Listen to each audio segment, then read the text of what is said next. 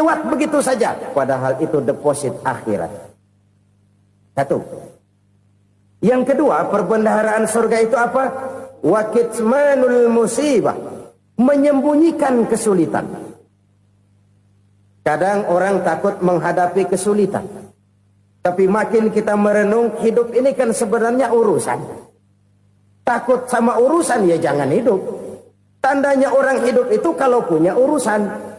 Urusan melupakan problem. Problem sering menimbulkan kesulitan. Kesulitan bukan untuk ditakuti, tapi untuk diatasi dan dicarikan jalan keluarnya. Siapa sih orangnya yang gak pernah sulit-sulit? Makin tinggi status sosialnya, makin gede urusannya. Makin tinggi kualitas imannya, makin berat tingkat kesulitannya. Cuma memang yang namanya enak itu seperti pelangi. Biang lala itu gak pernah di atas kepala kita. Di atas kepala orang melulu.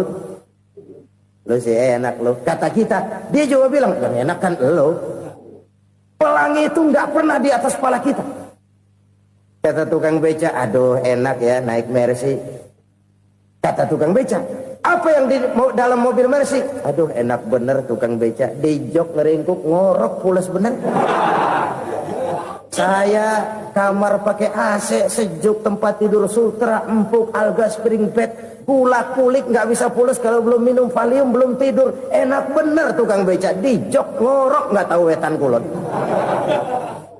Si tukang beca bilang yang di Mercy enak, yang di Mercy bilang tukang beca enak. Inilah enak, nggak pernah di atas kepala kita, di atas kepala orang lain melulu enak itu. Nah, saudara-saudara, yang merupakan perbendaharaan surga itu orang yang bisa menyembunyikan kesulitan. Baik pribadi ataupun rumah tangga. Ini terutama rumah tangga yang jadi soalnya. Kadang-kadang kita ini kalau senang, sebaliknya. Kalau senang kita diam. Kalem aja, cuek. Banyak banget duit kita, bawaan diam aja udah. Malah ketemu orang takut. Tapi begitu susah, sekampung tahu. Padahal Nabi mengajarkan perbendaharaan surga itu menyembunyikan musibah. Menyembunyikan kesulitan. Kalau enak, cerita sama orang-orang. Kalau nggak enak, rasain sendiri, tekan sendiri, atasin sendiri. Kita kan sebaliknya. Senang kita diam, asal lagi susah, paling tidak kita nyari teman buat cerita kesusahan. Siapa orangnya yang nggak pernah susah? Cuma soalnya bagaimana kita mengatasi kesusahan itu sendiri. Begitu juga misalnya kalau orang sudah berumah tangga, itu orang tuanya harus menjadi tempat dia cerita yang enak-enak saja. Yang nggak enak rasain berdua, selesaikan berdua, atasin berdua. Jangan dibalik. Asal senang diam, giliran susah saja. Maknya laporan. Terbalik. Bisa menjaga security informasi. Maka nama bayam keluar diam, malah seluitan. Enak amat lo makan daging ayam. Security informasi. Saudara-saudara kaum muslimin rahimakumullah. Ujian yang terberat itu yang pernah diberikan kepada para nabi, para rasul, para aulia, para ulama. Makin tinggi keimanan, makin berat bentuk kesulitan. Ayo saya kemukakan satu contoh saja. Ada seorang nabi yang kaya, nabi kaya, namanya Nabi Ayub. Iblis kalau orang begini kan keki. Ibadahnya rajin, kaya. Ini yang kayak begini susah digodain. Kalau ibadahnya rajin, miskin, kali bisa disogok. Sini imannya mantap, ibadahnya rajin, kaya, nabi lagi. Oh, tapi namanya iblis nggak kurang akal. Laporan, Tuhan, kenapa Les? Ya ini bahasa saya, bahasa Qurannya sih nggak gitu. Itu hambamu yang namanya Ayub, dia rajin ibadah cuma karena dikasih kaya aja. Coba kasih miskin dia, berhenti dia sembahyang. Ah, kamu bisa aja. Saya tahu Ayub itu hambaku yang ikhlas. Saya buktiin Tuhan, silahkan. Dibuktiin lah, iblis turun ke alamin. Yang mula-mula dia lakukan, dia rusak sawah ladang Nabi Ayub. Dia binasakan binatang ternak Nabi Ayub. Sehingga dalam waktu singkat, jatuhlah Nabi Ayub dari orang paling kaya jadi orang paling miskin. Beliau masih ibadah di mihrab dalam masjid. Datang iblis. Saudara Ayub, ya, lagi ngapain? Ibadah. Nyembah Allah, nyembah Allah. Oh, percuma. Kenapa? Tuhan yang ente sembah nih, dia udah bikin miskin ente. Sawah ladang ente hancur lebur, binatang ternak binasa. Sekarang ente jadi orang paling miskin. Ngapain nyembah Tuhan kayak begitu? Tekor. Udah berhenti dah ibadah, berhenti ibadah. Ini iblis sama Tuhan laporannya lain, yang dikerjakan kepada Nabi Ayub juga lain. Benar begitu iblis kata Nabi Ayub? Iya, sawah ladang saya habis, buras. Binatang ternak saya binasa, binasa. Saya miskin, bangpak. Apa jawab Nabi Ayub? Bukan innalillahi, ini hebat. Alhamdulillahillazi a'tani wa akhza minni. Segala puji bagi Allah yang telah memberikan harta kepada saya dan sekarang mengambilnya lagi. Alhamdulillah. Allah yang ngasih, Allah yang ambil. Itu mah urusan Allah. Iblis cuman ibadah jalan terus, sujud lagi Nabi Ayub. Iblis seleher gondok banget. Dasar Nabi nggak mempan dia apa-apain. Miskin malah alhamdulillah. Allah yang ngasih, Allah yang ngambil. Jadi kalau kita tidak komit, kita tidak terikat kepada kaya, miskin, senang, susah, apa yang bisa bikin kita susah? Jadikan kekayaan, kemiskinan, jadikan senang, susah sebagai anak buah yang bisa kita atur. Jangan kekayaan ngatur kita, jangan kemiskinan ngatur kita. Kita yang harus mengatur mereka. Senang, susah, kaya, miskin, bahagia, sengsara, jadikan itu anak buah yang bisa kita atur. Kalau sekarang kita kaya, lain saat boleh jadi kita miskin, semiskin-miskinnya. Allah yang ngasih, Allah yang ngambil. Tenaga mana yang bisa menghalangi? Ibadah jalan terus. Iblis makin gondok. Dasar Nabi loh. Akhirnya apa? Nabi Ayub dikerjain, diberikan penyakit. Demikian fatal penyakitnya. Bayangin, udah miskin, sakit. Masya Allah. Miskin, sakit. Sakitnya nggak lama, kira-kira 16 tahun. Istrinya 3, 2 mental minta ceraiin. Ngerawatin laki bengek begini. Senang belum tentu, susah udah pasti nih. Cerai aja, cerai dah. Cerai. Tinggal satu Siti Rahmah yang setia menemani beliau. Sesetia-setianya hati perempuan. Satu saat Siti Rahmah bilang, "Bang, iya, abang kan Nabi bang. Lalu namanya Nabi kan doanya jarang meleset bang. Maksud kamu minta kenapa sih sama Tuhan biar abang sembuh baik dah bang?" Siti Rahmah, iya. Saya sakit berapa tahun sih dah? 16 tahun bang. Sebelum ini saya sehat berapa tahun? Ya kira-kira 60 tahun bang. Nah coba ente banding-bandingin Rahmah. Saya dikasih sehat 60 tahun. Dikasih sakit 16 tahun. Sudah nggak sabar. Mau doa kepada Allah minta sembuh. Saya malu. Malu kepada Allah. Diuji dengan yang luar biasa seperti ini. Tidak mengganggu stabilitas kehambaannya. Dia tetap menghamba kepada Allah subhanahu wa ta'ala. Saudara-saudara kaum muslimin rahimakumullah. Kunci menghadapi kesulitan itu apa? Allah jelaskan dalam satu ayat, wa basyiris sabirin alladzina iza asabathum musibah qalu inna lillahi wa inna ilaihi raji'un. Gembirakan orang-orang yang sabar. Siapa mereka itu? Yang apabila mendapat musibah mereka kembali kepada keyakinan dasar. Segalanya dari Allah dan segalanya akan kembali kepada Allah. Ini konsepsi dasar dari sikap muslim dalam menghadapi berbagai kesulitan. Segalanya dari Allah, segalanya akan kembali kepada Allah.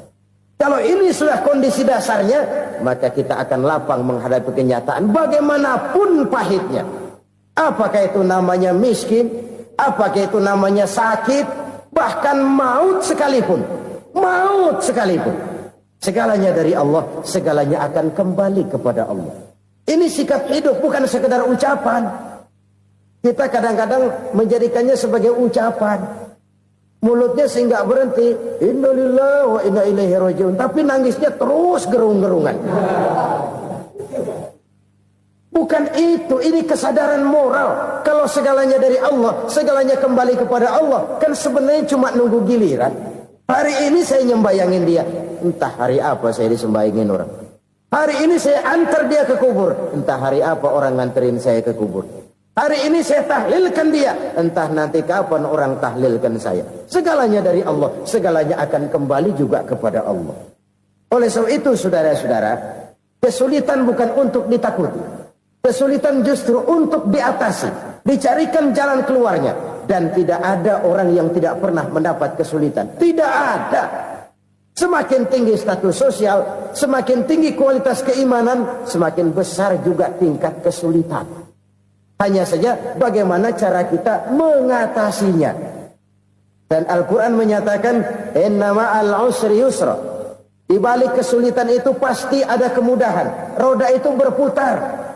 Karena itu Rasulullah sallallahu alaihi wasallam mengingatkan kepada kita, ta'arraf ila Allah fir raha ya'rifka fis syiddah.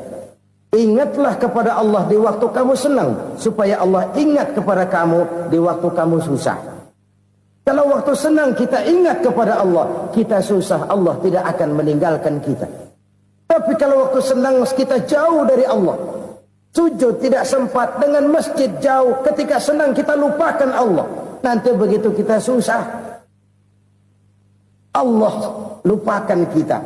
Dan itu menyakitkan. Oleh karena itu orang-orang tua kita dulu bilang, kalau lagi sehat ingat-ingat lu bakal sakit nanti.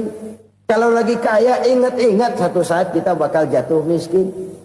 Bahkan kalau lagi muda ingat-ingat kita bakal tua. Dan yang terpenting, kalau lagi hidup ingat-ingat kita bakal mati. Saudara-saudara kaum muslimin rahimakumullah. Jadi yang kedua yang merupakan perbendaharaan surga, menyembunyikan musibah. Saudara-saudara kaum muslimin rahimakumullah. Hal ketiga yang merupakan perbendaharaan surga adalah wasilatur rahmi. Orang yang suka bersilaturahmi. Sebagaimana yang kita maklum bahwa manusia adalah makhluk yang disebut zon politika. Makhluk sosial yang tidak mungkin hidup sendiri-sendiri. Betapa dan siapapun kita memerlukan orang lain. Bodoh betul manusia kalau tinggal di tengah masyarakat tapi tidak mau bermasyarakat. Merasa hebat sendiri, pinter sendiri, gagah sendiri, kaya sendiri. Mungkin kalau mati juga ngubur sendiri. Jangankan kita di sini. Di sorga saja Nabi Adam waktu sendirian bengong melulu, mondar mandir. Allah tegur dam sepi dam. Jadi ini kalau bahasa saya, iya Tuhan sepi ini nggak ada coret-corekan pisan ini. Diciptakan Siti Hawa baru anteng Nabi Adam. Itu di sorga. Cobalah. Umpamanya saudara tinggal di Jakarta nih. Kayak bener. Apaan aja di Jakarta punya saudara dah. Jembatan Semanggi ambil. Monas, Buntel bawa pulang. Hotel-hotel ambil semua. Cuman tinggal di Jakarta sendirian. Apa enaknya? Betapa dan siapapun kita perlu orang lain. Tidak ada seorang pun yang bisa memenuhi kebutuhan hidupnya secara sendiri-sendiri. Nah, Islam telah menyelamatkan manusia dari ras diskriminasi. Mengikat manusia dengan persaudaraan yang berlandaskan kepada akidah. Karena itu dianjurkan bersilaturahmi. Bahkan Nabi menyatakan, Man arada ayyubsata lahu fi rizkihi wa yunsa'a fi atharihi falyasil rahimah. Siapa yang kepengen diluaskan rezekinya dan dipanjangkan usianya, banyaklah ia bersilaturahmi. Siapa yang kepengen dimudahkan rezekinya, hendaknya ia banyak bersilaturahmi. Kalau banyak teman, kesulitan kan paling tidak ada tempat cerita. Udah susah, sendirian kita pikirin diri, nggak ada tempat tukar pikiran. Cepet banget sama bengek. Dilawan sendiri. Nah, secara makro kita bisa berkata, tidak mungkin ada kemenangan kalau tidak ada kekuatan. Tidak ada kekuatan kalau tidak ada kesatuan dan persatuan. Tidak mungkin ada kesatuan dan persatuan tanpa semangat silaturahmi. Kalau umat Islam mau menang, dia harus kuat. Kalau umat Islam mau kuat, dia harus bersatu. Kalau umat Islam mau bersatu, dia harus membudayakan silaturahmi ini. Bahkan sampai-sampai kata Nabi, kalau bisa cari nilai tambah. Apa? Silman koto'ak. Bersilaturahmilah kau kepada orang yang marah denganmu. Masya Allah, indahnya ajaran agama kita. Orang yang marah pun kepada kita, kata Nabi, kalau bisa bersilaturahmilah kepadanya, kepada orang yang marah itu. Di situ nilai tambah. Cuman jujur nih hadis, ngucapinnya gampang, ngamalinnya yang berat banget. Orang marah sama kita, kita disuruh silaturahmi, ada apa malu? Lu marah, ada gue marahan lagi. Tunggu pikirin. Saudara-saudara kaum muslimin rahimakumullah. Tapi ini yang diajarkan, bahkan ini yang dicontohkan oleh baginda Rasul. Bagaimana begitu mudah, misalnya satu saat Abu Jahal ini ngatur strategi bagaimana bikin Muhammad celaka. Dia gali lubang di depan tempat tidurnya. Dia tutupin daun korma. Terus dia panggil seseorang, ke sini.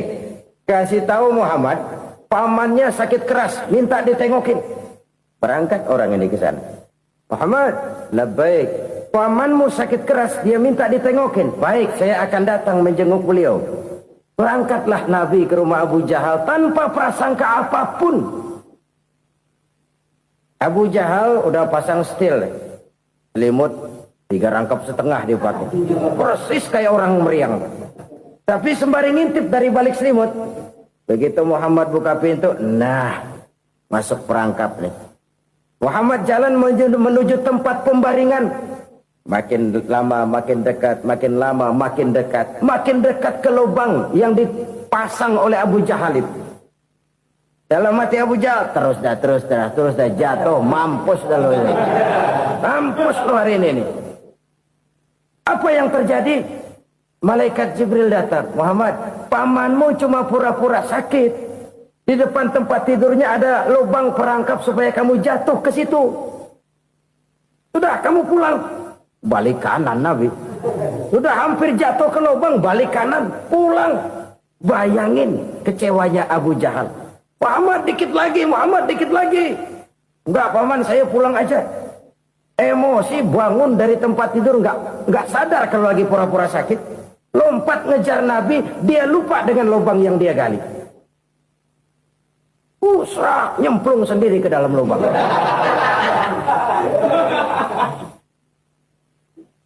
Nabi terus berlalu. Ini terjadi keanehan. Jatuh ke lubang yang dia gali itu sebenarnya nggak terlalu dalam ya. Antara 3-4 meteran lah. Tolong, saya jatuh ke lubang ini. Datanglah pelayan-pelayannya itu. Angkat saya dari sini. Oh, yang ngulurin tambang. Satu gulung, belum juga nyampe itu tambang. Kurang, beli lagi ke warung. Sambung, ulur lagi, nggak juga bisa sampai. Wah, ini kerjaan Muhammad ini. Tolong, siapa salah seorang kamu ke rumah Muhammad, kasih tahu encangnya kecebur. Minta ditolongin. Sampaikan kepada Rasul. Kenapa? Pamanmu jatuh ke lubang, Muhammad minta tolong diangkatin. Tambang udah nyambung-nyambung nggak nyampe juga. Ya, nanti saya datang, saya tolong. Coba. Nyata-nyata orang berniat jahat mau mencelakakan dia. Datang dia menolong. Ini yang disebut air tuba dibalas air susu ya ini. Bukan sebaliknya. Air tuba dibalas air susu. Paman, kecebur ya? Iya Muhammad, tolong ini. Pegang tangan saya. Nabi ulurkan tangannya. Nyampe. Dipegang oleh Abu Jahal. Diangkat ke atas. Sampai atas, apa kata Abu Jahal? Sihirmu memang hebat Muhammad. Udah ditolongin dikata sihir. Yang enak kita kemplang kan itu orang begitu. Urusan apa? Tapi inilah akhlak. Kalau bisa kamu bersilaturahmilah dengan orang yang marah kepadamu sekalipun. Orang marah kita tetap baik. So, kalau kita berbuat baik sama orang yang memang baik, rasanya sih biasa-biasa aja. Orang baik kita baik lagi, ya draw aja, belum ada nilai tambah di situ. Baru ada nilai tambah kalau kita bisa berbuat baik kepada orang yang nyakitin kita. Itu namanya kita setingkat di atas dia. Dia sakitin kita, kita berbuat baik sama dia. Dia pelit sama kita baik sama dia. Dia marahin kita deketin dia. Di situ kita punya nilai tambah. Jadi siapa yang ingin diluaskan rezekinya, kata Nabi, dan dipanjangkan umurnya, hendaklah ia banyak-banyak bersilaturahmi. Sederhana sebenarnya silaturahmi, tapi silaturahmi membangkitkan semangat kesatuan dan persatuan. Kesatuan dan persatuan melahirkan kekuatan. Dalam matematika 1 ditambah 1 pasti 2. Tapi di tengah masyarakat, 1 orang takut ditambah 1 orang takut, hasilnya jadi 2 orang setengah berani. Kenapa setengah berani? Karena udah berdua. Tadi pan takut sendirian. Kalau dia kumpul turu-turu takutlah jadi berani. Kita yang lemah, kita yang tidak berdaya, kita yang miskin, kalau mau kompak bersatu, apa yang nggak bisa kita kerjain? Apalagi tinggal di kota besar, pilihan cuma 2. Bertahan atau minggir. Bertahan atau minggir. Untuk bisa bertahan harus mampu bersaing. Untuk mampu bersaing harus punya keahlian. Keahlian harus ditunjang dengan pendidikan, ditambah oleh kekompakan sebagai umat. Udah miskin mencar mulu, orang injek gitu. Orang nggak pandang urusan apa yang malu. Oleh karena itu, silaturahmi pada hakikatnya merupakan roh dari ukhuwah yang diajarkan oleh agama kita. Bagaimana Islam menyelamatkan masyarakat manusia dari ras diskriminasi, mengikat manusia, dan tidak ada persaudaraan yang lebih indah selain persaudaraan yang diikat dengan nilai-nilai akidah. Sepanjang orang di jalan Allah, itulah saudara kita. Keluar dia dari jalan Allah, selesailah persaudaraan sampai di situ. Karena itu, kalau ingin menyimpan sesuatu di surga, banyaklah bersilaturahmi. Datang ke rumah ini, datang ke rumah itu, dan lain sebagainya. Itu simpanan kita di akhirat nanti. Ini yang ketiga. Saudara-saudara, yang keempat, perbendaharaan surga itu apa? Wa qawlu la hawla wa la quwwata illa billah. Ucapan la hawla wa la quwwata illa billah. Ibadah kan ada yang berat, modalnya besar. Bangun masjid berat, modalnya besar. Bangun rumah sakit berat, modalnya besar. Ada ibadah yang berat, tapi modalnya ringan. Misalnya puasa. Puasa itu berat, mengendalikan nafsu. Kalau sekedar nggak makan, nggak minum sih enteng. Mengendalikan nafsu. Itu jihad terbesar, tapi kan modalnya ringan, cuma niat saja. Ini ibadah berat, modalnya ringan. Ada ibadah yang ringan, modalnya juga enteng. Seperti termasuk ucapan la haula wa la quwwata illa billah. Tanpa sadar, la haula wa la quwwata illa billah. Nyelengin tuh di surga. Nyelengin, kita nggak terasa. Nyelengin simpenan akhirat. La haula wa la quwwata illa billah. Nyimpan lagi. Kaget, la haula wa la quwata illa billah, nyimpan lagi, banyak simpanan. Walaupun sebenarnya yang dimaksud di sini adalah kesadaran batin bahwa tidak ada daya dan kekuatan kecuali Allah. Itu intinya. Kita memulai pekerjaan disunahkan baca bismillah, kan begitu. Apa itu? Kesadaran moral. Bahwa ini saya bisa kerjakan. Saya kerjakan ini dengan menyebut nama Allah. Kenapa? Kalau Allah tidak memberikan daya dan kekuatan, mana mampu saya kerjakan ini. Maka saya kerjakan ini dengan menyebut nama Allah. Bismillah. Kesadaran moral. Manusia hanya wajib berusaha, tapi nggak pernah wajib berhasil. Banyak hal-hal yang kalau kita renungkan secara rasio, nggak mungkin. Tapi jadi kenyataan, la haula wala quwata illa billah. Tidak ada daya dan kekuatan kecuali bagi Allah semata-mata. Kesadaran moral akan kelemahan dan keterbatasan makhluk bernama manusia. Kadang kita kagum dengan otak, tapi kita sering lupa sama yang bikin otak. Padahal bagaimanapun hebatnya otak, yang bikin otak pasti lebih hebat dari otak. Nggak percaya, silahkan otak-otakan. Inilah kecenderungan. Kita kagum dengan pesawat-pesawat mutakhir, bukan main, besi gede banget terbang itu. Alangkah hebatnya. Lalu apa yang bikin otak tidak lebih hebat dari itu semua? Kita puji laut, apa yang bikin laut tidak lebih hebat dari laut itu? La haula wala quwata illa billah. Tidak ada daya dan kekuatan kecuali Allah. Apa yang bisa kita lakukan kalau tidak karena daya dan kemampuan yang diberikan oleh Allah kepada kita? Lahirlah sikap tawadu, rendah hati, tidak melonjak menjadi angkuh dan sombong, sadar akan kelemahan dan keterbatasan diri. Sebagai makhluk yang diciptakan oleh Allah Subhanahu wa ta'ala. Jadi satu sisi ini ucapan yang berpahala, la haula, jadi wiridan. Pada sisi lain ini kesadaran moral, sikap mental, kesadaran batin, bahwa yang punya daya dan kekuatan itu cuma Allah. Kita nggak pantas untuk sombong, sebab sombong itu pakaiannya Allah.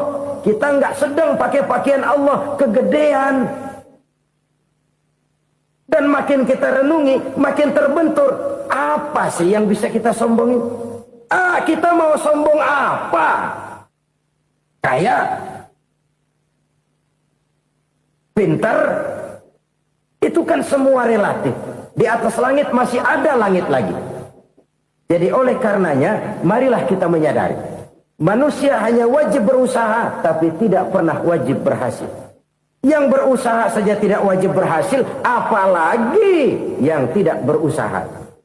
Islam bukan agama orang pemalas yang selesai sholat lalu endelohom, nggelenggem ayem-ayem. Tapi Islam bukan agama orang sombong yang setelah berusaha lalu tidak memerlukan Allah. Kita bisa saja bikin proyeksi, tahun sekian kita bakal panen besar menurut perhitungan otak. Tapi ada kejadian lain. Apa? Tikus ngambek. Habis itu dimakanin tikus, panen gagal. Proyeksi rasional gagal oleh tikus-tikus yang ngambek itu. Bisa saja terjadi. Tahun depan kita panen besar, urung. Kenapa? Musim panas panjang. Dan sekarang ini koran-koran bikin berita musim mengalami penyelewengan. Bukan cuma manusia yang nyeleweng sekarang. Musim pakai nyeleweng. Mestinya kan musim hujan udah selesai, masih hujan-hujan juga. Musim. Nah sekarang kita boleh bikin proyeksi, kita bakal panen besar. Tahu-tahu musim panas panjang, sawah retak, air kering. Cari teknokrat yang paling botak, suruh pendekin tuh musim panas. La haula wa la quwata illa billah. Inilah kesadaran moral. Saudara, saya teringat satu saat ada seorang konglomerat. Umurnya ya kira-kira 70-an. Satu saat dia ditanya oleh wartawan, "Pak, umur Bapak berapa sih?" "Ya paling 10 tahun." 10 tahun? 10 tahun? Anak Bapak berapa orang? Satu saja? Satu. Harta Bapak berapa? Ya paling-paling bangsa 7 juta kali. 7 juta? Iya. Pak, kenapa Bapak bohongi saya? Bapak punya buku biografi. Koran-koran, majalah-majalah banyak memuat cerita riwayat hidup Bapak. Saya tahu umur Bapak 70. Kenapa bilang cuma 7 tahun? Saya tahu anak Bapak 8. Kenapa cuma bilang 1? Saya tahu harta Bapak miliaran, mungkin triliunan. Pabrik di mana-mana, bank di mana-mana. Kenapa bilang uang Bapak cuma 7 juta? Nah, kata si konglomerat tadi, kamu benar nak, kamu benar. Umur saya kalau jumlahnya memang 70 nak. Cuman ingat-ingat saya, baru 7 tahun terakhir ini saya sujud. Baru 7 tahun terakhir ini saya berusaha dekat dengan Allah. Saya laksanakan perintahnya, saya jauhi larangannya. 7 tahun inilah rasanya yang ada nilainya di hadapan Allah. Yang 63 tahun matong, kelabu, kelem umur gue. Habis untuk maksiat, untuk munkarat. Maka ketika ditanya tadi, umur saya 7 tahun itu. Oh begitu Pak. Oh iya. Lalu anak Pak. Anak bapak kan 8. Kenapa bilang cuma 1? Nah, kalau jumlah hitungannya memang anak saya 8. Tapi dari 8 orang ini rasanya cuma 1 nih. Yang bakal jadi buah hati, belahan jantung. Pelanjut cerita, penerus sejarah. Bakal jadi anak soleh yang akan mendoakan saya. Cuma 1 rasanya anak saya ini yang bakal jadi buah hati saya. Besar-besaran saya. Yang akan mendoakan di kubur saya. Yang akan mendoakan di akhirat saya. Yang 7 orang mana, Masya Allah, yang atu tenggeng, yang atu nyekek botol mulu, yang atu nggak karu-karuan. Makanya saya bilang 1 anak saya yang akan bisa mendoakan saya. Oh begitu Pak. Iya.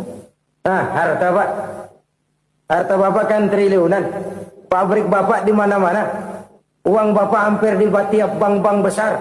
Kenapa bilang cuma 7 juta? Betul kau nak. Harta saya kalau jumlahnya memang miliaran, triliunan mungkin. Tapi yang saya ingat baru 7 juta tuh yang saya belanjakan di jalan Allah. Saya nyumbang masjid, saya santuni yatim piatu, saya bantu pembangunan pesantren, saya bantu pembangunan rumah sakit Islam. Itu yang akan saya bawa pulang ke akhirat, yang 7 juta itu. Yang triliunan itu nanti akan diperebutkan oleh anak-anak saya sebagai waris saya. Jadi harta saya 7 juta itu yang bakal nemenin saya di akhirat. Yang akan saya bawa pulang jadi teman saya. Saudara-saudara kaum muslimin, jangan-jangan orang tua itu adalah kita-kita ini. Jangan-jangan kita-kita ini adalah orang tua itu. Jangan-jangan itu potret dari diri kita masing-masing. Dari sekian umur yang diberikan Allah, berapa tahun yang ada nilainya di hadapan Allah? Dari sekian anak-anak yang merupakan amanah, berapa yang akan mendoakan kita sebagai orang tuanya menjadi anak soleh? Dari sekian banyak harta yang diberikan Allah, berapa yang akan kita bawa pulang menghadapnya nanti, yang kita belanjakan di jalan Allah? Ini sebuah potret kehidupan. Karena itu kita kembali kepada la haula wa la quwwata illa billah. Kita wajib berusaha, kita wajib berikhtiar. Selebihnya, segala daya dan kekuatan hanya milik Allah saja semata-mata. Satu kesadaran batin dari setiap pribadi muslim. Setelah ia berusaha dan berikhtiar, ia menyerahkannya kepada Allah Subhanahu wa ta'ala. Jadi, satu sisi ini merupakan wiridan ucapan yang mengandung pahala. Pada sisi lain, ini merupakan sikap batin dari seorang muslim di dalam ia menghadapi realitas kehidupan ini. Saudara-saudara kaum muslimin, rahimakumullah. Kalau ini kita jadikan satu basis kehidupan, maka ini akan menyelamatkan manusia dari kemungkinan tergelincir menjadi orang yang lupa diri dan lupa darat. Sebab itu Imamul Ghazali berpesan, jadidis safinah fa innal bahra amiq, wa khuziz zad fa inna safara ba'id, wa khaffifil hamla fa innal hamla sadid. Perbarui selalu kapalmu karena lautan sangat dalam. Bawa bekal yang banyak karena perjalanan ini sangat jauh. Ringankan beban karena kebanyakan beban akan menyakitkan. Alangkah indah kalimat ini, alangkah dalam makna yang terkandung di sana. Perbarui selalu kapalmu karena lautan sangat dalam. Apa artinya ini? Jaga mentalmu baik-baik. Pelihara imanmu baik-baik karena hidup penuh cobaan seperti lautan.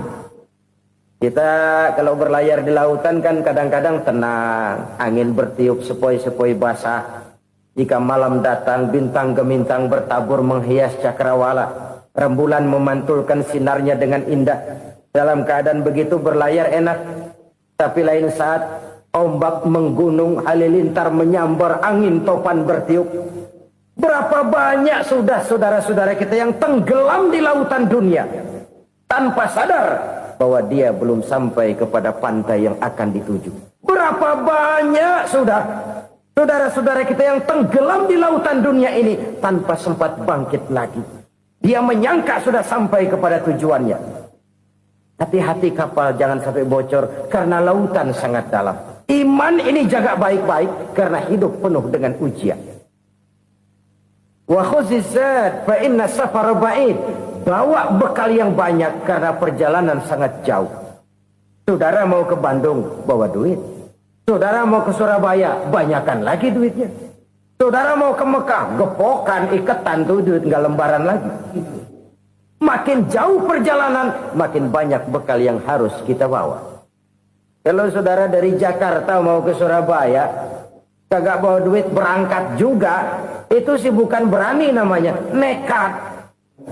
Sampai Surabaya belum tentu, sengsara di jalan udah pasti. Kenapa? Nggak bawa bekal berangkat. Sama juga kita nih, misalnya belum sempat sembahyang, mati.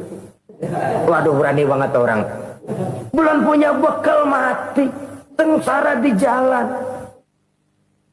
Atau bekal tidak cukup. Dari Jakarta saudara mau ke Surabaya, bawa duit 500 perak. Paling jauh Cikampek nyampenya itu. Paling jauh itu. Antara jauhnya perjalanan dengan bekal yang saudara bawa tidak seimbang. Hidup ini perjalanan panjang. A walking tour. Dimulai dari alam arwah. Sebelum jasad diciptakan, roh diciptakan lebih dulu. Dari situ pindah ke alam rahim. Dari alam rahim pindah ke alam dunia. Dari alam dunia pindah ke alam barzah. Baru menuju akhirat. Satu perjalanan panjang. Kalau bekal tidak bawa, sengsara di jalan. Bawa bekal yang banyak karena perjalanan ini sangat jauh.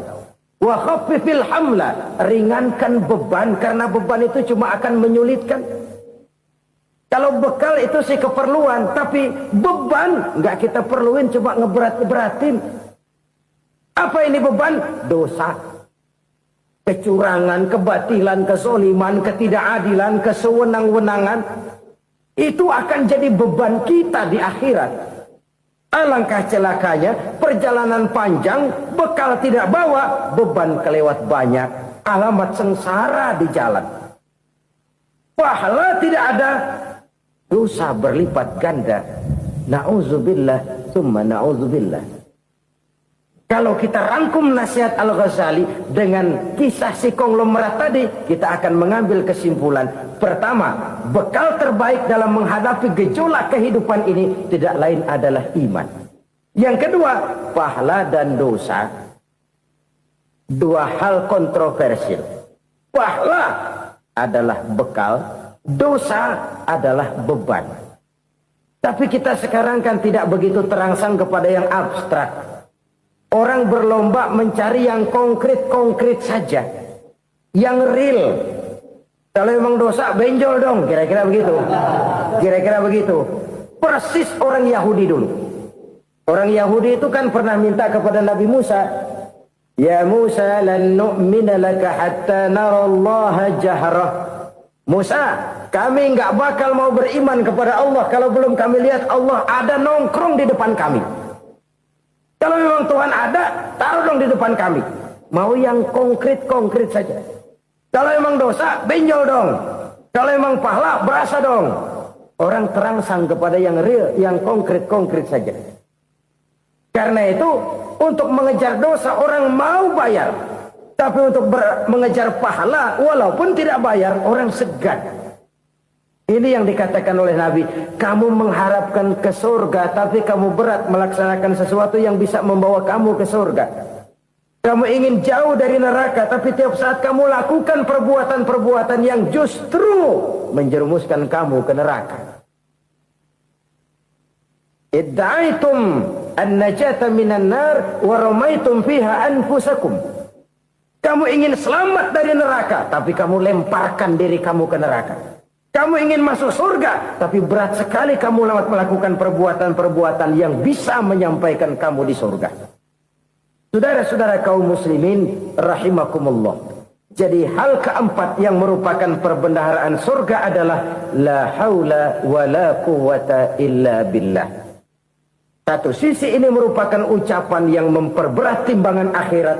Pada sisi lain ini merupakan sikap hidup seorang muslim, kesadaran batin yang sangat dalam bahwa tidak ada daya dan kekuatan kecuali Allah.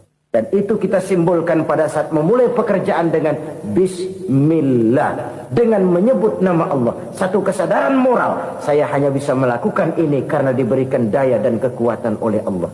Lahirlah sikap tawadu, rendah hati, tidak melonjak menjadi angkuh dan sombong. Saudara-saudara, sampai sini dulu jumpa kita kali ini. Semoga 4 perbendaharaan surga ini dapat kita lakukan, yang kelak akan merupakan bekal kita di kemudian hari nanti. Amin ya rabbal alamin. Bapak-bapak, ibu-ibu, saudara-saudara kaum muslimin rahimakumullah. Di dalam kehidupan kita sebagai seorang muslim, minimal 5 kali dalam sehari semalam kita mendengar seruan untuk mendirikan solat yang disebut azan. Ada kalimat menarik di dalam kalimat azan itu, yakni seruan hayya 'alal falah, marilah menuju kepada keberuntungan, marilah meraih kemenangan. Seruan ini adalah kecenderungan dari setiap manusia, apapun warna kulitnya. Artinya, setiap orang dalam hidup selalu ingin meraih dan mencari kemenangan. Kemenangan akan melahirkan kepuasan batin, dan kepuasan batin memberikan kebahagiaan. Sedangkan kekalahan melahirkan penderitaan batin, dan penderitaan batin menjerumuskan seseorang di dalam berbagai bentuk kerugian. Jikalau inilah seruan azan, maka masalahnya ialah apa yang menyebabkan kita meraih kemenangan. Al-Quranul Karim memberikan tuntunan dan ajaran kepada kita bahwa orang-orang yang memperoleh kemenangan itu tidak lain adalah orang-orang yang bertakwa. Hanyalah mereka yang bertakwa kepada Allah Subhanahu wa ta'ala pada akhirnya akan tampil sebagai pemenang.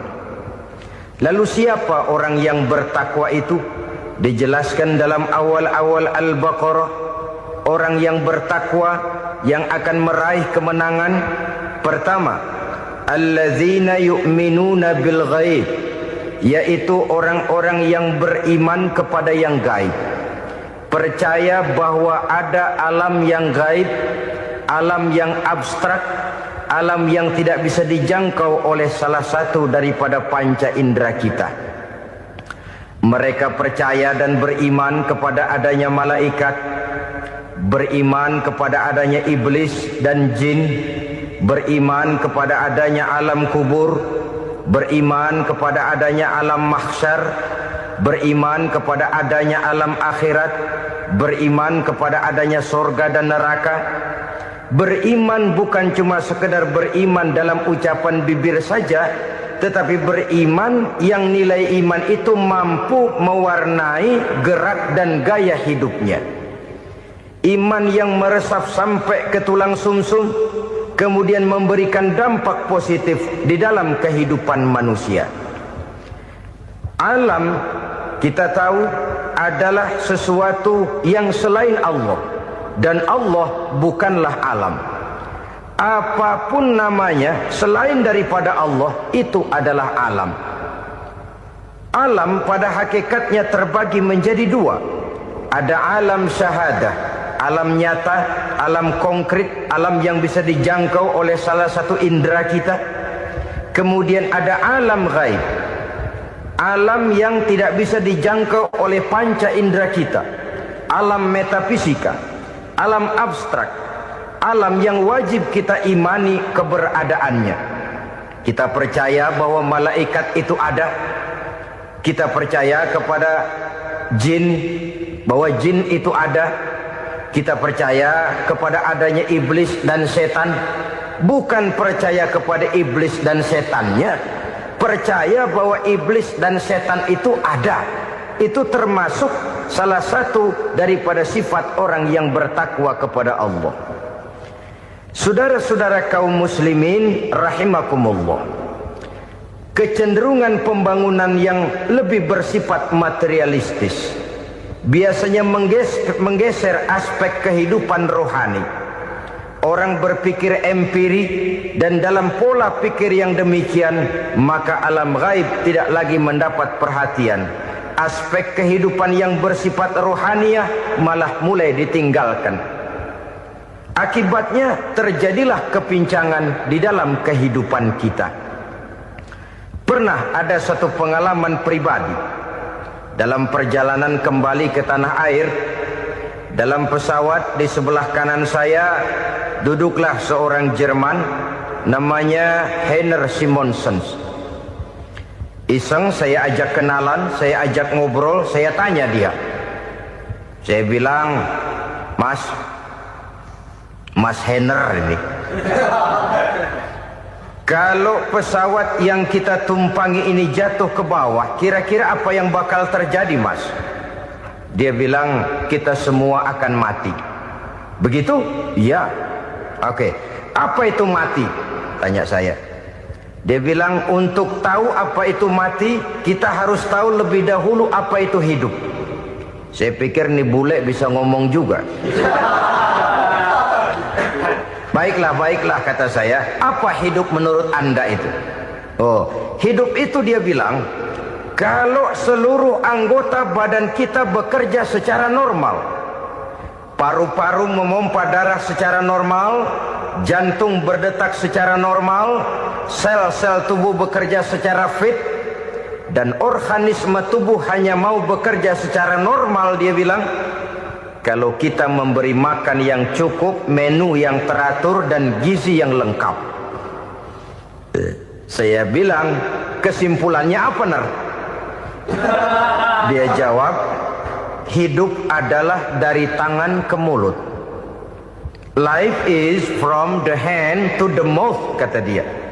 Hidup adalah dari tangan ke mulut. Jadi masalah hidup tidak lebih daripada masalah isi perut.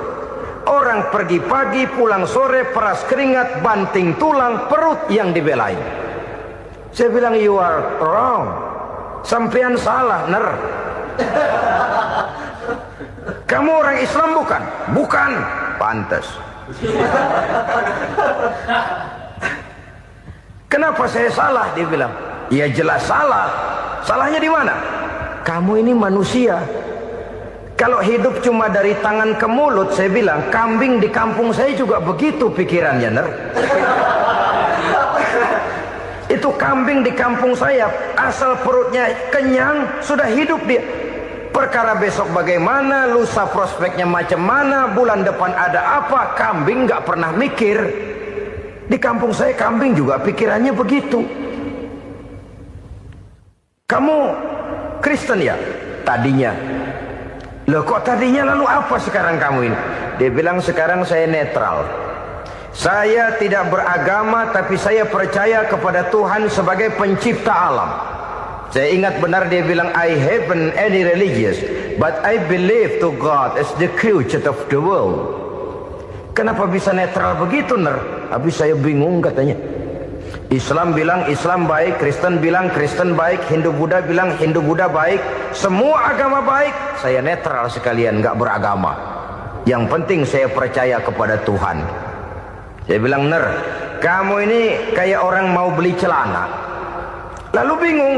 Yang satu bilang Levi's bagus, yang satu bilang Blue Jean hebat, yang satu bilang Wool England hebat. Celana ini hebat, celana itu bagus, celana ini hebat. Semua celana bagus, kamu bingung. Akhirnya netral, tidak pakai celana. Itu juga salah. Saya pikir-pikir, kemudian saya melihat bahwa dua pola berpikir Heiner ini nampaknya sudah mulai menggejala di lingkungan masyarakat bangsa kita. Disadari atau tidak, secara jujur kita harus berkata, dua pola pemikiran Heiner ini mulai berkembang di tengah masyarakat bangsa kita. Pertama, pola pikir materialisme. Hidup adalah dari tangan ke mulut. Masalah hidup tidak lebih masalah isi perut. Itu yang perlu dibela, dan disitulah arti kehidupan. Pergi pagi, pulang sore, peras keringat, banting tulang untuk mempertahankan perut.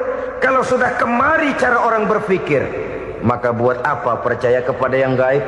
Untuk apa sholat? Untuk apa puasa? Untuk apa zakat? Untuk apa menghadiri majelis taklim? Tanpa kepercayaan kepada yang gaib, hidup berjalan menurut alur empiris dan materialis. Kalau sudah ke sana cara orang berpikir, biasanya orang lalu cenderung menghalalkan segala cara. Hanyalah orang yang percaya bahwa akhirat ada. Hanyalah orang yang percaya bahwa alam kubur itu ada. Hanyalah orang yang percaya bahwa malaikat itu ada, hidupnya akan lebih terarah dan terkendali. Karena kepercayaan kepada yang gaib, yang merupakan fase daripada kehidupan setelah hidup yang sekarang ini, mewarnai gerak pribadi seseorang di dalam dia melakukan kegiatan hidupnya. Pola berpikir materialisme, disadari atau tidak, mulai menggejala di lingkungan masyarakat bangsa kita. Hidup tidak lebih dari urusan tangan ke mulut, mulut ke tangan, tangan ke mulut. Asal perut sudah kenyang, hiduplah sudah. Perkara bagaimana prospek hari yang akan datang, bagaimana akhirat tidak jadi persoalan. Ini yang oleh Nabi diperingatkan, ad-dunya sijnul mu'min wa jannatul kafir. Dunia adalah penjara bagi orang beriman dan surga bagi orang kafir. Dulu di zaman Belanda hadis ini pernah disalah tafsirkan, disalah artikan, digunakan sebagai senjata untuk mengkebiri dan membuat impoten umat Islam. Sudahlah umat Islam gak usah macam-macam, kata Belanda. Dunia ini kan penjara buat orang Islam, surga buat orang kafir. Di penjara jangan bertingkah.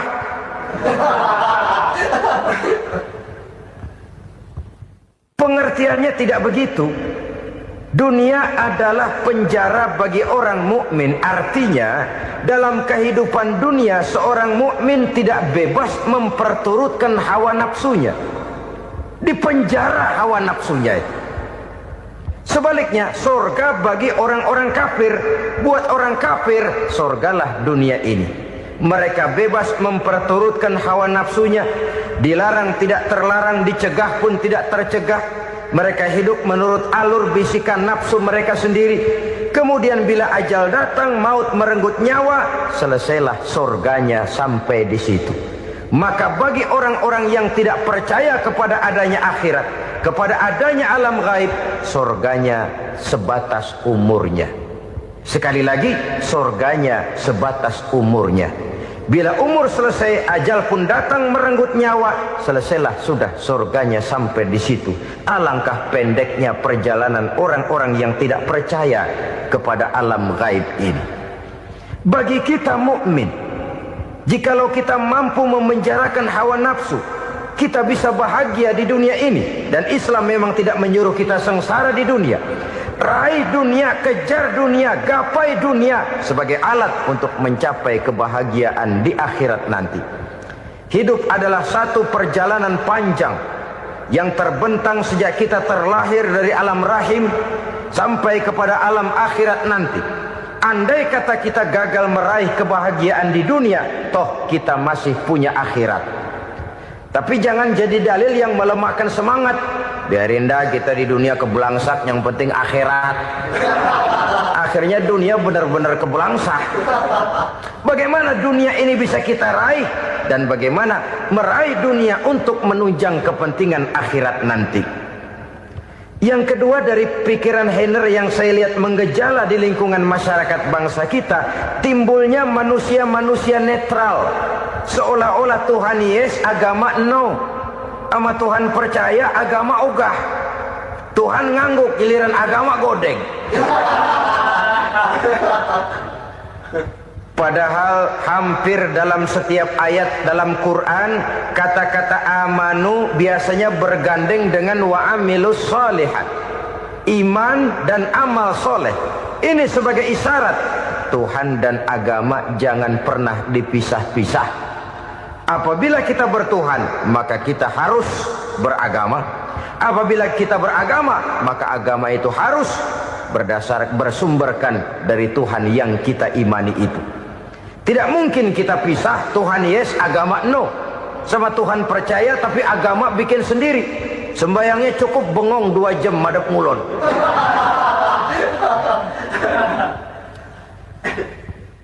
Saudara-saudara kaum muslimin rahimakumullah.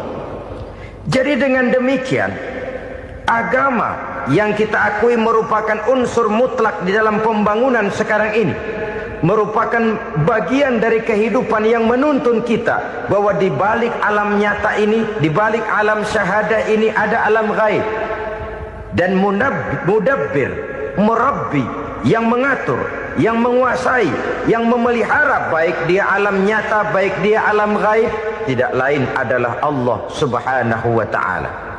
Di sana ada satu super power, satu maha kekuatan yang kita perlu bersandar kepadanya. Sebagai makhluk nyata yang hidup di alam nyata, berbuatlah secara nyata sebagaimana harusnya kita berbuat. Karena Islam jelas bukan agamanya orang pemalas. Islam jelas bukan agamanya orang yang mengajarkan setelah selesai sholat boleh duduk, nggelenggem ayam-ayam, ndelohom, menghitung bintang di langit sambil menunggu keajaiban. Tidak. Islam adalah agama yang mengajarkan apabila sholat sudah selesai kamu kerjakan, bertebaranlah di permukaan bumi, cari karunia Tuhanmu. Jangan hidup berpangku tangan menunggu keajaiban. Karena hidup bukan undian. Jangan berharap untung besar tanpa mau peras keringat. Tapi di sebalik itu toh kita juga harus yakin bahwa di sisi usaha nyata yang kita lakukan ada satu super power, satu maha kekuatan gaib yang menentukan berhasil dan tidaknya usaha kita. Kepercayaan kepada hal semacam inilah yang mendorong kita untuk mempunyai sandaran vertikal, agar jikalau usaha ini berhasil, kita tidak lupa diri dan lupa daratan. Jikalau usaha ini gagal, kita tidak putus asa dan buruk sangka, tidak cupik pandangan dan sempit hati, tapi mampu melihat persoalan dengan kacamata putih sambil husnuzon kepada Allah Subhanahu wa ta'ala. Kita percaya malaikat itu ada. Ada yang namanya raqib dan atid, mengawasi gerak hidup kita sampai kepada gerak hati kita.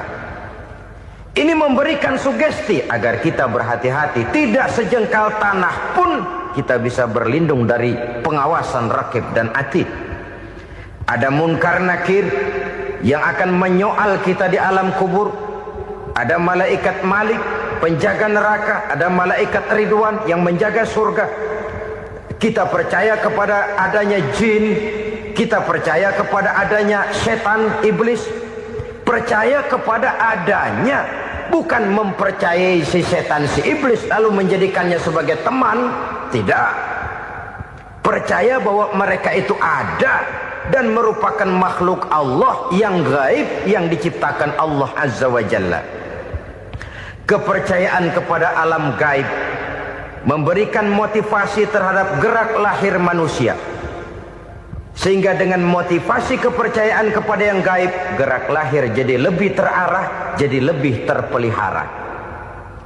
Pernah seseorang bertanya, "Pak, apakah adanya akhirat bisa dibuktikan secara ilmiah?" Saya bilang tidak bisa, tidak bisa. Kenapa? Karena yang berangkat nggak pernah pulang kemari lagi.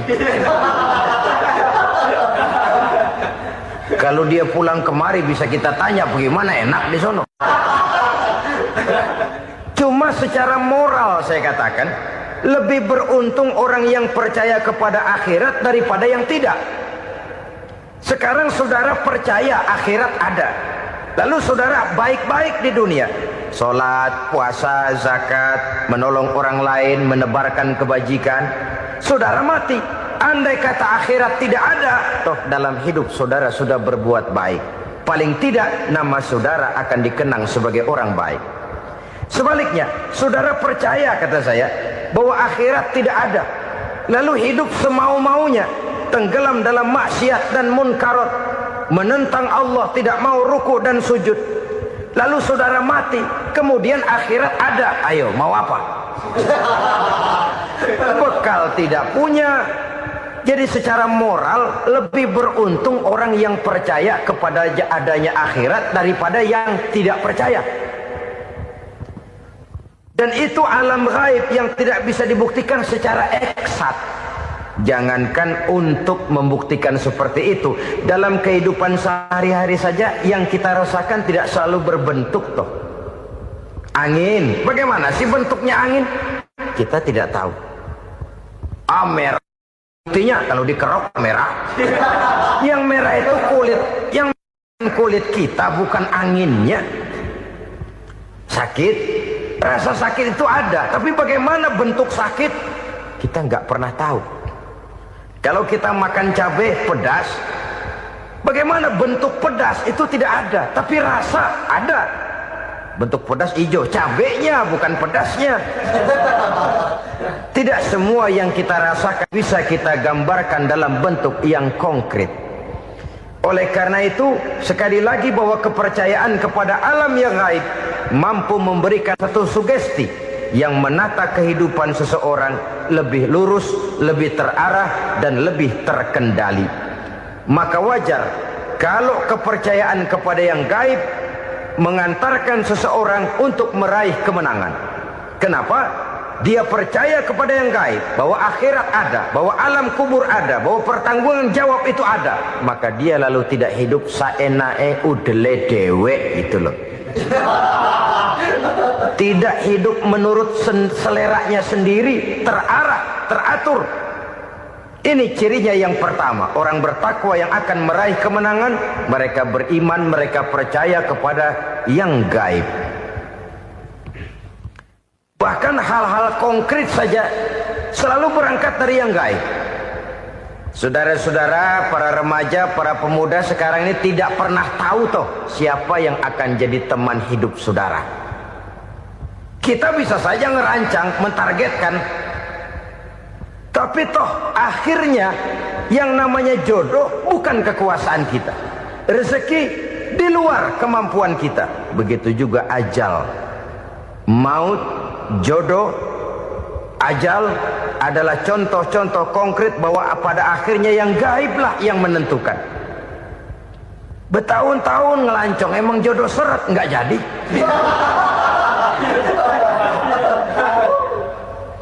Begitu kenal baru setengah malam nginep ditangkap hansip kan?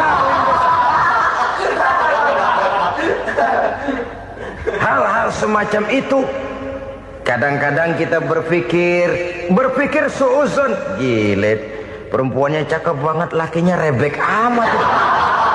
Memang begitulah jodohnya. Memang begitulah jodohnya. Saudara hadirin ma'asyiral muslimin yang saya hormati, jadi hal-hal yang konkret saja kita yakini sepenuhnya ditentukan oleh satu superpower yang gaib itu tadi.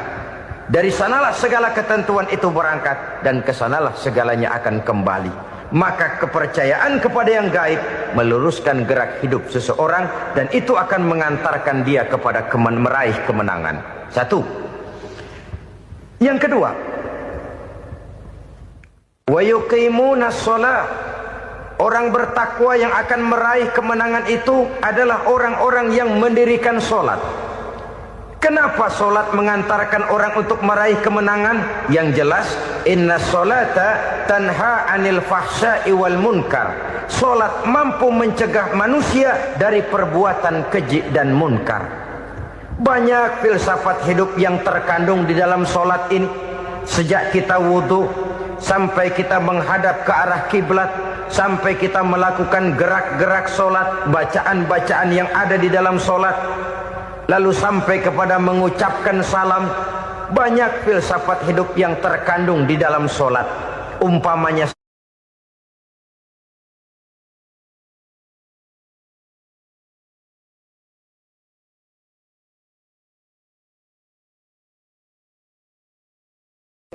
tujuh macam perkara yang merusak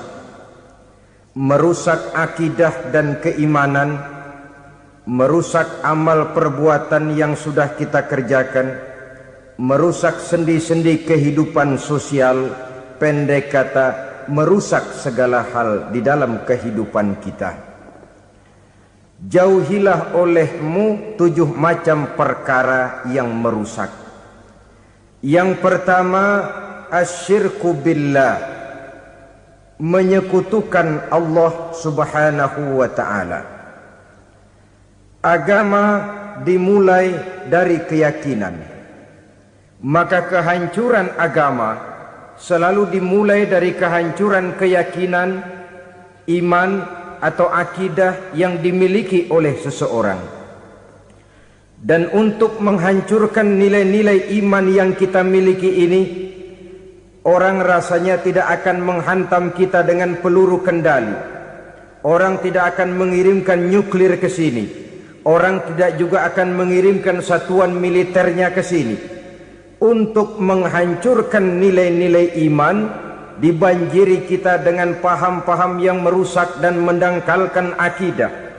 Baik ia bernama materialisme, baik ia bernama sekularisme, baik ia bernama banjirnya maksiat dan munkarat, baik ia bernama banjirnya peradaban dan kebudayaan yang menghancurkan moral daripada anak-anak kita, sedikit demi sedikit melenturkan dan melunturkan nilai-nilai keimanan kita, untuk kemudian pada waktunya nilai iman itu akan bertukar dan berganti menjadi nilai syirik kepada Allah Subhanahu wa ta'ala.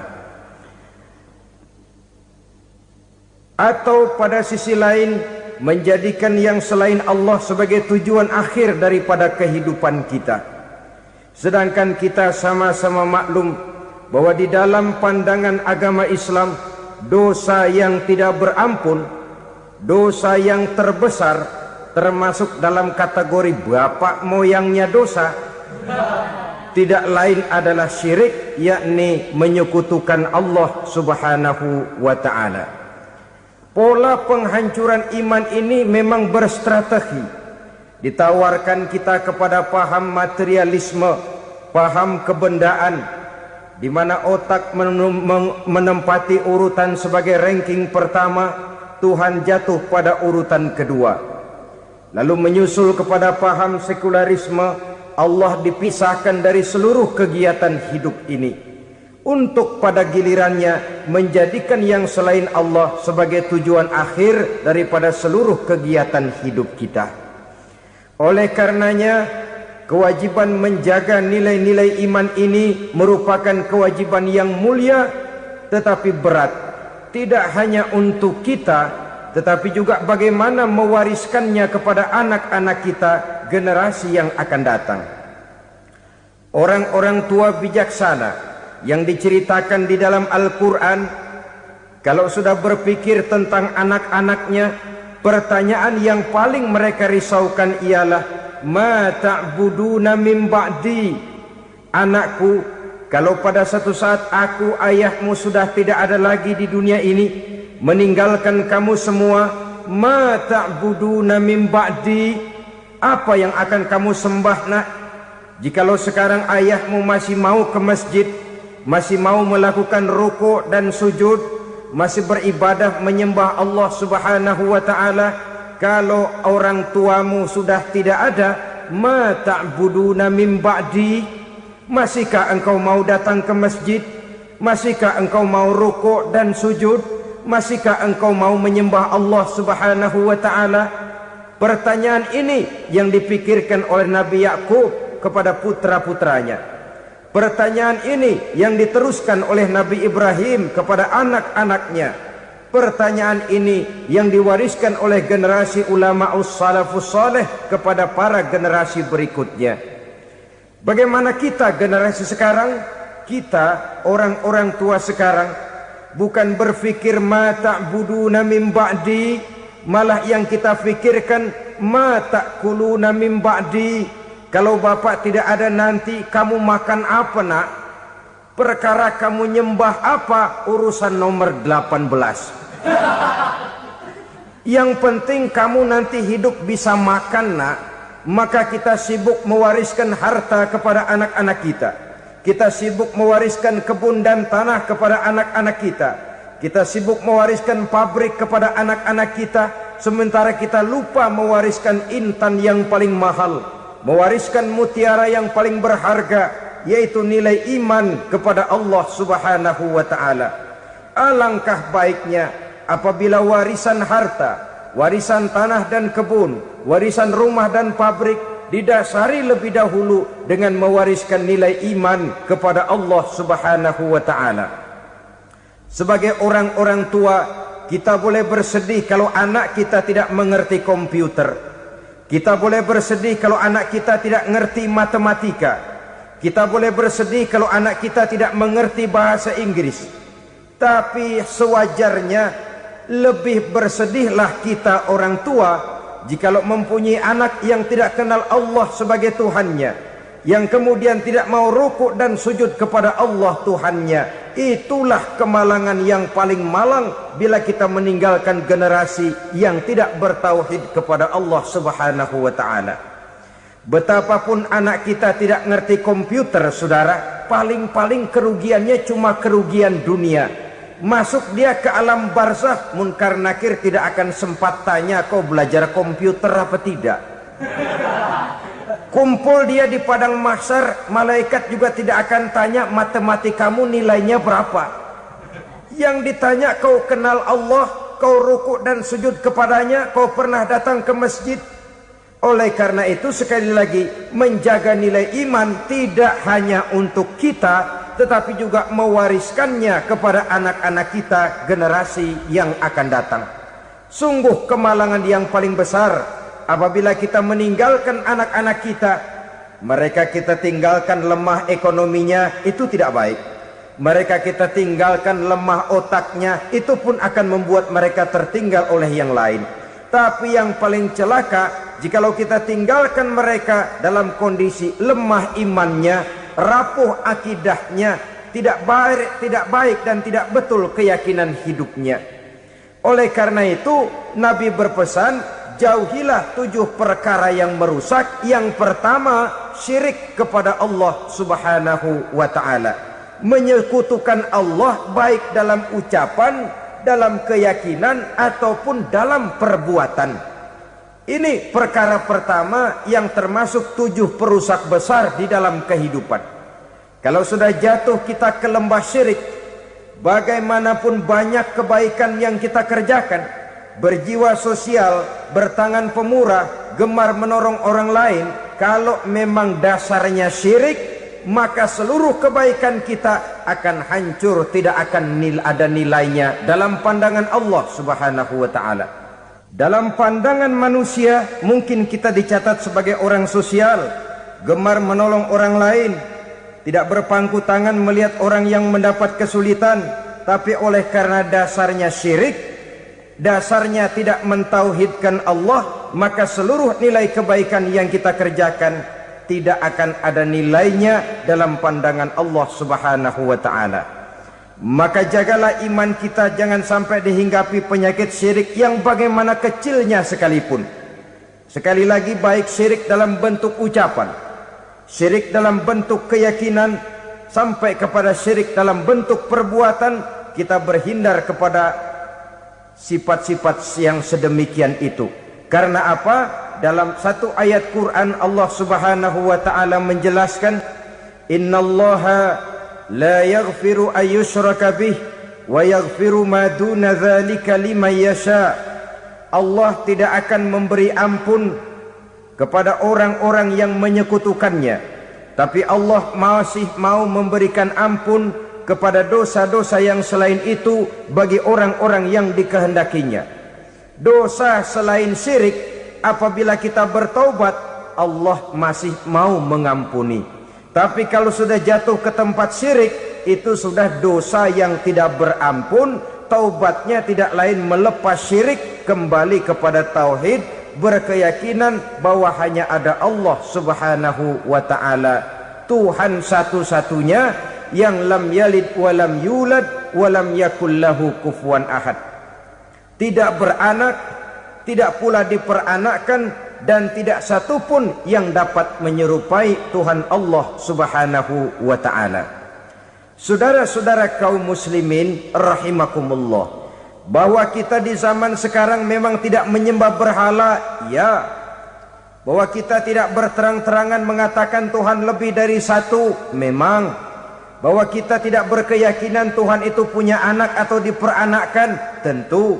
tapi dalam perbuatan dan i'tiqad kita kadang-kadang jatuh tanpa kita sadari ke tempat yang bernama syirik ini. Oleh karenanya, di zaman di mana teknologi makin canggih, di mana kemajuan pembangunan makin menjangkau berbagai aspek kehidupan, diperlukan keseimbangan antara kemajuan fisik material dengan kemajuan mental spiritual.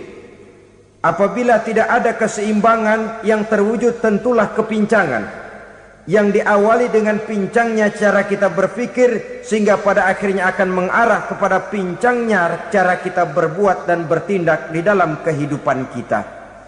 Oleh karena itu Nabi berpesan, jauhilah sifat syirik, karena syirik merupakan dosa yang teramat besar. Ini sifat merusak yang pertama.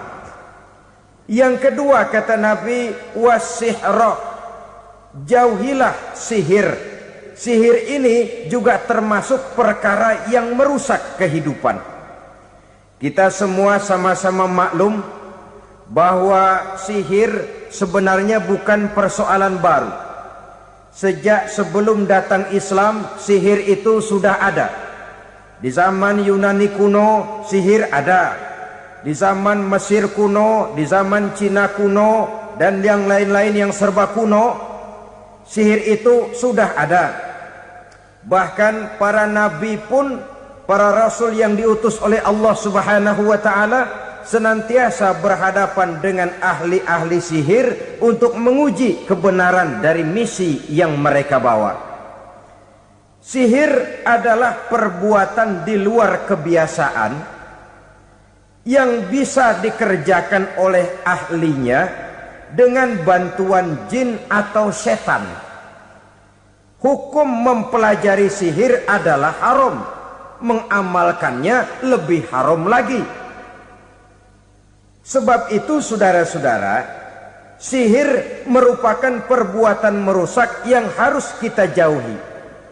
Ciri-ciri daripada perbuatan sihir